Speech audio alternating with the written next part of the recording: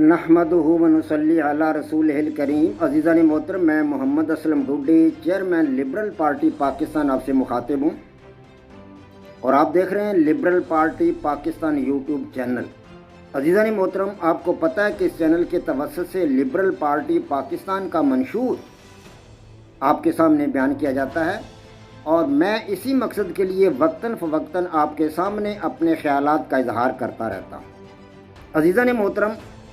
Liberal Party Pakistan YouTube channel आपका अपना channel है। मैं तवक्को ज़ाहिर करता हूं और उम्मीद करता हूं कि आप इस चैनल को सब्सक्राइब करेंगे, लाइक करेंगे, शेयर करेंगे और बेल आइकन को भी दबा देंगे ताकि पार्टी की तरफ से दी जाने वाली मालूमात और गुजारिशात बर वक्त आपके पास पहुँचें और आप और आपके दोस्त अहबाब और अजीज़ व अकारब मुकम्मल तौर पर उनसे इस्तिफ़ादा कर सकें। अज़ीज़ान मोहतरम, आप इस हकीकत से भी आगाह हैं कि इन दिनों लिबरल पार्टी पाकिस्तान के बैनर तले और उसके स्टेज से आपके सामने 7 किस्म के अहम तरीन प्रोग्राम पेश किए जा रहे हैं, जिनमें से पहले 3 प्रोग्राम मजहबी नौइयत के हैं। पहला प्रोग्राम कुरान पाक की तफसीर, दूसरा प्रोग्राम सीरतुन नबी सल्लल्लाहु अलैहि वसल्लम और तीसरा प्रोग्राम ईमान और उसकी शाखें। ये आपके सामने पेश किए जा रहे हैं। बाकी मादा 3 प्रोग्रामों में से पहला प्रोग्राम मेरी किताब जदलियाती लिबरलिज़म का खुलासा, दूसरा प्रोग्राम मेरी किताब लिबरल निज़ाम हयात का खुलासा, तीसरा प्रोग्राम मेरी किताब लिबरल निज़ाम हुकूमत का खुलासा। मेरी तीनों किताबें जो लिबरलिज़म पर मैंने लिखी हैं और जिनसे मैंने अपनी थ्योरी तख्लीक की है, वज़ा की है, उस पर ये प्रोग्राम नशर आपके सामने पेश किए जा रहे हैं। 7वां प्रोग्राम मेरी थ्योरी डायलेक्टिकल लिबरलिज़म, जदलियाती लिबरलिज़म, जो मैंने पूरी दुनिया के इंसानों के सामने आज के इंसान के समाजी मसाइल हल करने के लिए अपनी तरफ से मैंने एक नज़रिया हयात आइडियोलॉजी यानी कि गैर इल्हामी मज़हब जो दुनिया के सामने पेश किया है, उसको मैं आपके सामने रख रहा हूँ। उसके अरकान क्या हैं, उसके इदारे क्या हैं और उसके ज़रिए हमें कौन सी अक़दार जो है वो उसमें मौजूद हैं और कौन से उलूम उस थ्योरी के अंदर मौजूद हैं, ये सब कुछ मैं आपके सामने 7वें प्रोग्राम में रख रहा हूँ, जो है डायलेक्टिकल लिबरलिज़म। सो अज़ीज़ान मोहतरम, अब इस वक्त जो प्रोग्राम आपके सामने मैं रख रहा हूँ, ये है जदलियाती लिबरलिज़म एपिसोड नंबर 87 इनकी मेरी किताब जो जदलियाती लिबरलिज़म का खुलासा आपके सामने रखा जा रहा है, उसके हवाला से ये प्रोग्राम है। इसमें मैं आपको पिछले कुछ अर्सा से बता रहा हूँ कि लिबरलिज़म की खूबियाँ क्या हैं। तो लिबरलिज़म की खूबियों के हवाला से आज मैंने आपको बताना है कि लिबरल जो कवानीन है वो फितरी कवानीन के साथ हम आहंग हैं। लिबरल कवानीन फितरी कवानीन के साथ हम आहंग हैं, ये मैंने आज आपको बताना है। तो ये लिबरलिज़म की खूबियों के हवाला से आपको ये बात बतानी है। तो अज़ीज़ान मोहतरम,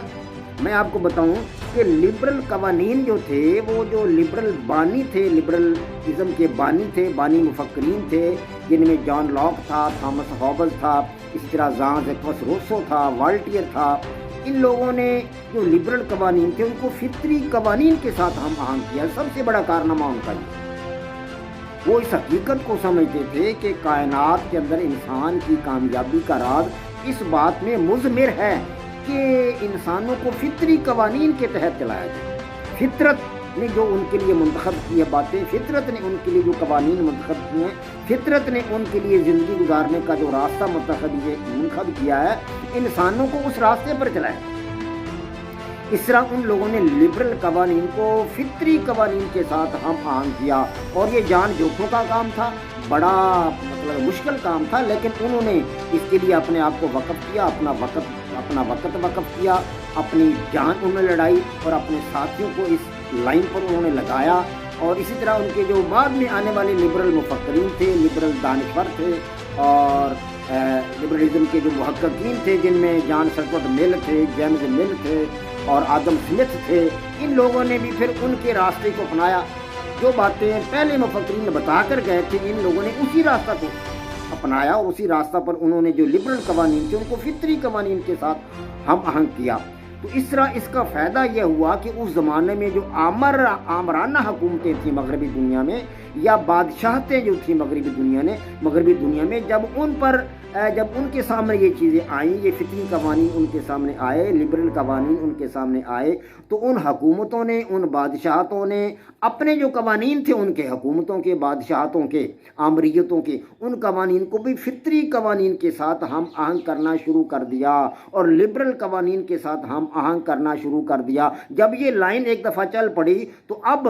ضروری امر ہو گیا تھا کہ وہ آمریتیں دھیرے دھیرے دھیرے دھیرے گریجولی ان کا وجود مٹتا چلا گیا، مٹ گیا ان کا وجود، اور تمام کے تمام لبرل قوانین جو تھے وہ فطری قوانین کے ساتھ ہم آہنگ ہونے لگے۔ بادشاہتیں ایک ایک کر کے مٹنے لگیں، آمریتیں ایک ایک کر کے مٹنے لگیں، اور ان کے جو قوانین تھے وہ فطری قوانین کے ساتھ ہم آہنگ ہونے لگے۔ اس طرح جمہوری رویے فروغ پانے لگے۔